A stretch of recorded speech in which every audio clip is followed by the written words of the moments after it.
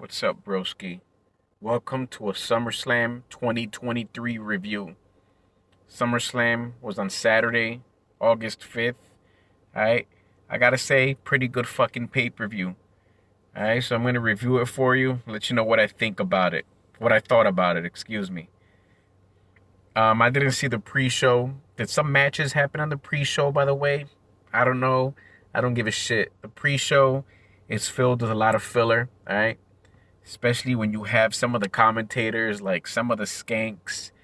It just feels like they're trying too hard to, I guess, look cool and feel cool when they're talking about wrestling with the other guys, like Booker T or whoever the fuck is there. I don't know, bro. Pre-shows have never really been my thing, all right? I get it. It's a way to hype up the crowd and hype up people at home and shit like this, but I mean, it's nothing but jobber shit on the pre-shows, I don't give a shit about pre-shows, all right? So yeah, SummerSlam, it kicked off, all right, after the shitty pre-show, whoever performed on there, um, it kicked off with Ricochet versus Logan Paul. This is a good fucking match. I don't care what anybody says, all right? When Logan Paul first announced that he was wrestling, I was pretty skeptical. Like, I mean, like, what the fuck is this? A YouTuber is now gonna wrestle in the ring with real athletes? Like, what the fuck is this?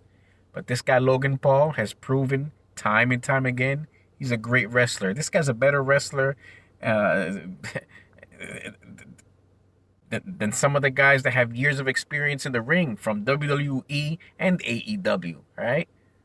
He performed well against Seth Rollins. Who else? Against The Miz. All these matches that Seth Rollins all these matches that Logan Paul has had has been great. And I like that he only wrestles on, special occasions, like, certain pay-per-views, you know what I mean? He's not being overused. He's not being, he doesn't feel forced, all right? Personally, I love it when Logan Paul wrestles because this guy puts on a great show. And him against Ricochet, that was a good match. Ricochet's another great wrestler. I don't know if you guys know this about Ricochet's past. A couple years ago, he was exposed, but it was forgotten. He was exposed because some videotape, some sex tape, I don't know, some freaky deaky sex tape of his leaked where he was fingering his asshole in a hotel room. And I think he sent it off to one of his girlfriends. I guess Ricochet's into that kind of shit, lifting his legs up in the air and fingering his ass. Maybe that's something that his girlfriend or previous ex-girlfriends has done to him. They're fingering Ricochet's ass. Hey, but whatever, to each his own. I could look past that because guess what? Ricochet performed fantastic in this fucking ring against Logan Paul. All right? Good fucking match. It was such a good match that I was so overwhelmed. I forgot who won. Who did win anyway? I think Logan Paul won, right? Yeah, I think Logan Paul did win, as a matter of fact. I was just blown away because it was a good match. High flying. Great shit. All right? Yeah, I forgot who won that match, but like I said, good match. What else? We had, looking at this list here. We had the SummerSlam Battle Royal. Wasn't a big fan of the SummerSlam Battle Royal match. This is a filler match. This is like one of those things where it gives people time in the crowd or people at home to go make a quick beer run, all right? Or go use the bathroom and take a piss or a shit, whatever. I wasn't really fond of the SummerSlam Battle Royal. I wasn't paying attention to it, but as the wrestlers in the ring started getting thrown out, I took notice of LA Knight, all right? And I gotta say, this LA Knight guy, I like how he's gone over with the crowd organically, okay? LA Knight, I'm liking this guy, okay? This guy gives me, he gives me like The Rock vibes. He has good charisma. His mannerisms, the way he carries himself is a little bit kind of like The Rock, the sunshades and all.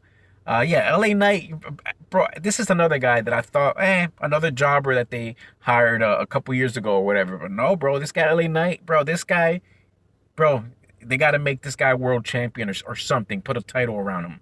All right, but I see what they're doing. They're building him up nice and slowly. I'm hoping that they don't judge him by his age because I think what is he, like 41 or 42 or something? I think he's in his 40s. All right, but this guy, he's a great performer. He's good on the mic, good in the ring. I mean, this guy, LA Knight, bro. This guy, he could be a big fucking star. All right. He won the SummerSlam Battle Royal. Like I said, I was bored of the Battle Royal, but once I started seeing LA Knight and the way he was kicking ass and whoa, holy shit! Like this guy, yeah, good. He made the SummerSlam Battle Royal entertaining, not the other boring jobbers that were in there. What else? We had Cody Rhodes versus Brock Lesnar. This is a good fucking match. All right. I see what they're doing with Cody Rhodes. They're building him up. Eventually, I'm pretty sure he may beat Roman Reigns next year at either the Rumble or WrestleMania. All right. But his story, I see what they're doing. They're like they're really investing their time and energy in Cody Rhodes. And I was surprised that he beat Brock Lesnar. And at the end of the match, guess what? Brock Lesnar shook his hand and he held his hands to the crowd, kind of like a passing of the torch moment. So that was like, whoa, that right there is a defining moment for Cody Rhodes, broski. That should tell you that, hey, look, you have Brock Lesnar, all right, passing the torch to Cody Rhodes. Because I'm hearing that Brock Lesnar is most likely going to retire next year. So, of course, this is perfect. All right, this whole Cody Rhodes and Brock Lesnar feud was a way to, build up Cody to be a strong wrestler. All right, a main eventer. All right, and like I said, Brock Lesnar passed the torch, and that was I never seen a Brock Lesnar do something like that. All right, for Brock Lesnar to do that, all right, yeah, that says a lot. Good fucking match. Cody Rhodes won. What else? We had Gunther versus Drew McIntyre. This is another good fucking match. Gunther is another guy that has surprised me. All right, this guy's a great wrestler. He's one of the best intercontinental champions of our time, broski. All right, Gunther, bro, this guy, he's a good heavy hitter. He can take those chops to the chest. That whole little chop war that he had with Drew McIntyre, like that was pretty intense. Like holy shit, this guy, Gunther. All right, this guy, he's another one that's gonna be a fucking main eventer. All right, another superstar. As long as he doesn't fuck it up, all right, which doesn't look like he will. All right, this guy's gonna go places. But Gunther, yeah, good fucking wrestler, broski. All right. I remember when he started off on NXT, wasn't a fan of him, but the way they've been hyping him up, building his character, this guy Gunther, I'm telling you, this is a good match, and he beat Drew McIntyre. Good fucking match. He's a good powerhouse. All right, can you imagine Gunther against Brock Lesnar? That would be a good match, broski. And Gunther against Roman Reigns, all that shit. I can't wait to see those matches. Hope it happens, especially Gunther against Brock Lesnar. All right. What else? We had Shayna Baszler versus Ronda Rousey. This match was pretty fucking boring. They try to hype you up for this match, telling you that it was gonna be hey, this is a UFC style match. It was fucking boring, dude. All right, straight fucking boring. I think I wasn't really paying attention to it. I tried to get into it. I tried to give Ronda Rousey the benefit of the doubt. I get it. All right, Ronda Rousey, lately, she's just been underperforming. Like, you can tell that she kind of really doesn't want to be there anymore. Her mic skills have been pretty terrible. Like, Ronda Rousey, bro, when they first brought her on board, it was good. When she first appeared, what was it? I think she appeared at a Rumble. Everybody liked her, and, she performed pretty good in that match with Kurt Angle against who was it? Against Triple H and Stephanie, if I'm not mistaken, right? Was it Stephanie? But yeah, I remember that match, and that was good. But then they kind of Ronda Rousey started feeling forced. and her mic skills were just fucking cringy and terrible. You know, especially when they had her as a face. She was just like, you can tell that she was nervous, just bad acting, like just shitty mic skills. You know, they should have just kept her as a quiet, badass bitch. She could have gone places. All right. I know that she let people get to her. She let the crowd get to her, the audience get to her. All right. That's why she took some time off. Just people are not feeling this whole Ronda Rousey thing. Her and this Shayna Baszler match was, it was kind of, it was fucking boring. From what I'm hearing, the crowd was chanting boring, and the only time they clapped for the match and cheered was when it was over. Shayna Baszler beat Ronda Rousey, and from what I heard, this is pretty much Ronda Rousey's last match. All right, like, fuck it. I guess Shayna Baszler is gonna be the next Rousey. I guess I don't fucking know, bro. I'm not really a fan of Shayna Baszler. I mean, she's all right, but this thing with Ronda Rousey, the storyline they had, like people really didn't give a flying fuck. All right. Yeah, whatever, Ronda Rousey. Listen, I don't want to knock Ronda Rousey down, broski, okay? Because obviously, you know, she's doing better than most people, all right? Financially, I know she has a kid, she has her husband, she has a nice farm and shit like this. You know, she has money. She doesn't need anybody, all right?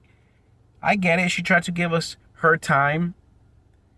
You know, the WWE brought her back, you know, for ratings or for something, for entertainment, but I just don't think this time around she was cutting it, all right?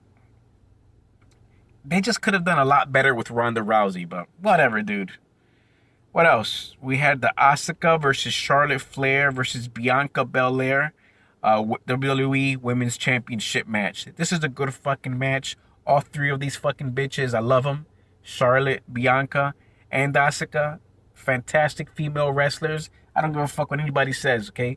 Them three bitches, I love them. All right?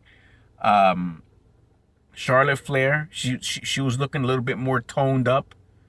Charlotte Flair, bro, listen, I don't care what anybody says. Yeah, that's a real queen, because that bitch, bro, I mean, come on. The daughter of Ric Flair, and bro, this bitch can wrestle. All right, don't care what anybody says, okay? Charlotte Flair, she's one of my favorite female wrestlers. Face or heel, I like her better as a heel, but Charlotte Flair, good fucking job. I like her character.